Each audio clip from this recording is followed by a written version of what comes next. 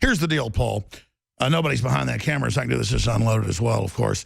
But, I mean, if I'm pointing a gun right at you, okay, like North Korea is threatening Japan to nuke Tokyo. They're threatening to attack Seoul, South Korea. They say they have the missiles. They're shooting them every week. They say they're going to nuke the U.S. task force. Don't they understand that the United States, Japan, everybody, Russia, quite frankly, is threatened to nuke China before they were doing this? Don't they understand that we have a right when they're threatening us and pointing right at us for us to pull the trigger preemptively to stop them, Paul? China has now come out and said that they will attack North Korea's nuclear facilities if it crosses a red line.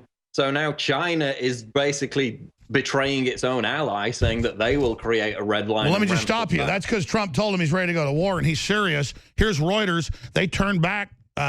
North Korea's main export is coal and slave labor to China. They turned back 5 ships that had coal on them going back. So it looks like China actually bought into what Trump was saying. It looks like Trump's brinkmanship is working. Let's talk about your source. That's huge, Paul. Your source has been accurate. Who is this source saying this would happen and now it's happened? Well, it's Jack Posobiec, who is coming on at 33 after. And like I said, you know, he was told 75% certainty they would strike Syria hours before when nobody expected it. It happened. Same source is telling him they're going to go into North Korea imminently. So we're going to get into it. He's got the source. So well, to be clear, I mean, I'm not knocking him. He's a good guy. I know he is. We said hours before they probably hit it right when the Chinese president met. I mean, he had signaled that. You're the expert on the source. This source way before said this was going to happen? No, this just came out today with the North Korea issue. So, you know, I'm going to get into it at 33 after. Well, let's talk about that because Trump says he's prepared the military to hit. China seems to be, I agree with your source. I mean, well, I didn't see that. Where did China say they're ready to hit North Korea? It's headline, China threatens to bomb North Korea's nuclear facilities if it crosses Beijing's bottom line. So now they've got a bottom line. They came out in their official Global Times, which is like the communist mouthpiece. It's basically straight from the government, and said, I can quote it, China has a bottom line that it will protect at all costs. It goes on to say, China will employ by all means available, including the military means, to strike back. It's not an issue of discussion whether China acquiesces, but the Chinese People's Liberation Army will launch attacks against DPRK nuclear facilities on its own. So they're saying this shows Trump literally that's what I was told. Trump said, look, I'm ready to go. They've got everybody in place. Well, let's just point this out. Everybody says China runs North Korea. That's not the intel I get. It sounds like North Korea is out of control. That's the way to do this. Let China strike North Korea then. Well, I mean, it's interesting, Alex. I did a poll. It's 50-50 amongst Trump supporters, Trump voters, whether they endorse an attack on North Korea. I mean, at least you could say North Korea is directly threatening the U.S. on a weekly basis, if not more. They're belligerent, they're aggressive, they're threatening a 6th nuclear test, they're lobbing ballistic missiles into the Sea of Japan on an almost weekly basis now. So you could at least make the argument, I guess, constitutionally, that they represent a threat to the United States. Sure, let me be clear. Do that. If I'm pointing a gun at you and I say my finger's on the trigger, I'm going to shoot you, you have a right then to shoot me because I'm threatening to do it. Kim Jong-un is ready for war as China moves 140,000 troops to its border after Donald Trump sends warships to North Korea. They're threatening, North Korea is, to nuke the carrier task force. Do they understand the United States has 20-to-1 superiority over China? No, exactly. But of course, the threat is the escalation. As soon as the U.S. attacks North Korea, they will lob missiles into South Korea. They will attack South Korea, and it could be the start of World War III. That's why people are concerned about that. I don't think it could be. I think if a shooting war starts, nukes will be used. No, I agree. And we need to have room for that debate. The most concerning thing to me, Alex, is a lot of Trump supporters are not on InfoWars. You probably noticed this. They're completely on our side in terms of being against a military escalation in Syria, against toppling Assad, because it's proven completely disastrous every time we've done it in the past. But then if you look at the polls, for example, 86% of Republicans support the attack on Syria. 86%. Roughly the same number of Democrats support it as supported an attack on Syria under Obama back in 2013. But his actual approval rating hasn't moved. It's basically stayed the same. the general approval rating. So, well, those numbers I mean, are the fake. argument was, the approval ratings are totally fake, but I totally agree with you. This is a crisis. Here's the deal. North Korea is threatening to attack everybody. China's been backing all this belligerence, so they're the ones starting the fight. That's why here I'm supporting the president being strong. Syria didn't start the war. Syria didn't do anything. We're backing the wrong people in Syria. That's why I'm against it. It's all moral standing, Paul. yeah, and we're just maintaining the principle that we've had for the 6-year-long Syrian civil war.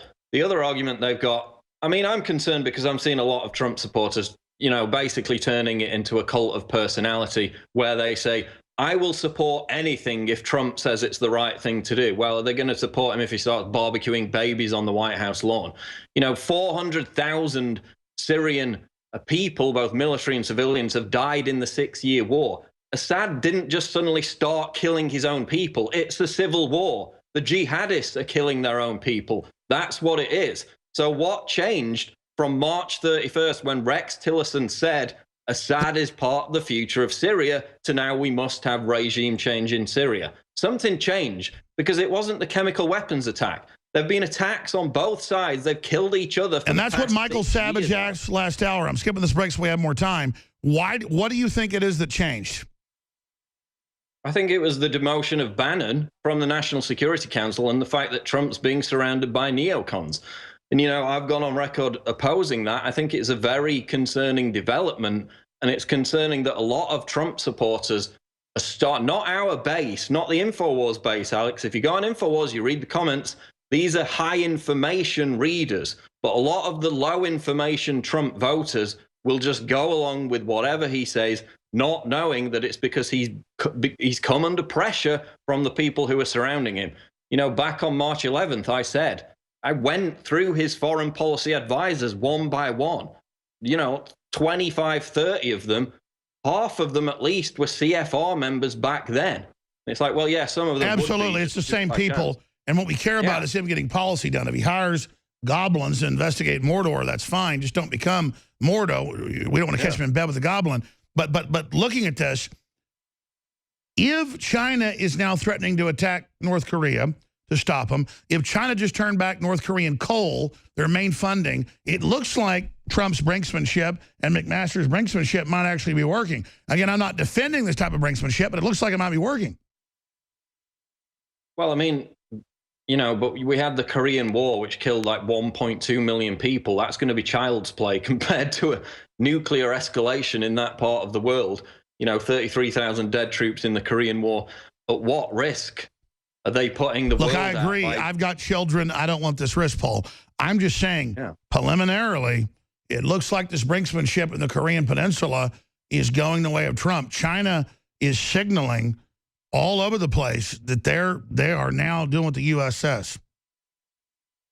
Well, we're going to have to wait and see. We know that basically South Koreans are panicking. Their government had to come out and quell their fears that there's going to be imminent war. You have an expert. We just got the article up on InfoWars a couple of hours ago. He says that there's a plan to strike the North Korean main nuclear reactor. What will that lead to environmentally? But there's a plan for that. And as I said earlier, this source has told Jack Posobiec, I'm going to get him on, that it's 50% likely that there's going to be an imminent strike on North Korea. Well, Trump's already said that. Escalating quickly. And they've already got everybody ready to. They're also going to kill Kim Jong-un.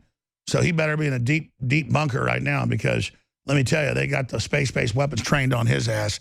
What do you think overall about the situation, Paul? I think there is more support amongst Trump voters for an attack on North Korea than there was Syria. Because even amongst... Yeah, because they're threatening everybody. Yeah, well, he's threatening everybody. You can make the argument from that angle. You know, they've got 200,000 people in gulags, political prisoners. This is a dictator armed with nuclear weapons. Nobody can deny that. I think it's very different to the situation in Syria. But more Trump supporters support an attack on North Korea than they did on Syria. That much is clear. I think on Syria, this poll said 86% support it. 51% of Americans overall support the Trump strike on Syria. I think that would be higher in the case of North Korea. Oh, absolutely. I mean, we didn't start this with North Korea. The Clintons gave them the reactors to create the weapons. Here's the deal, Paul. Nobody's behind that camera, so I can do this as unloaded as well, of course. But, I mean, if I'm pointing a gun right at you, okay, like North Korea is threatening Japan to nuke Tokyo. They're threatening to attack Seoul, South Korea. They say they have the missiles. They're shooting them every week. They say they're going to nuke the U.S. task force. Don't they understand that the United States, Japan, everybody, Russia, quite frankly, is threatened to nuke China before they were doing this?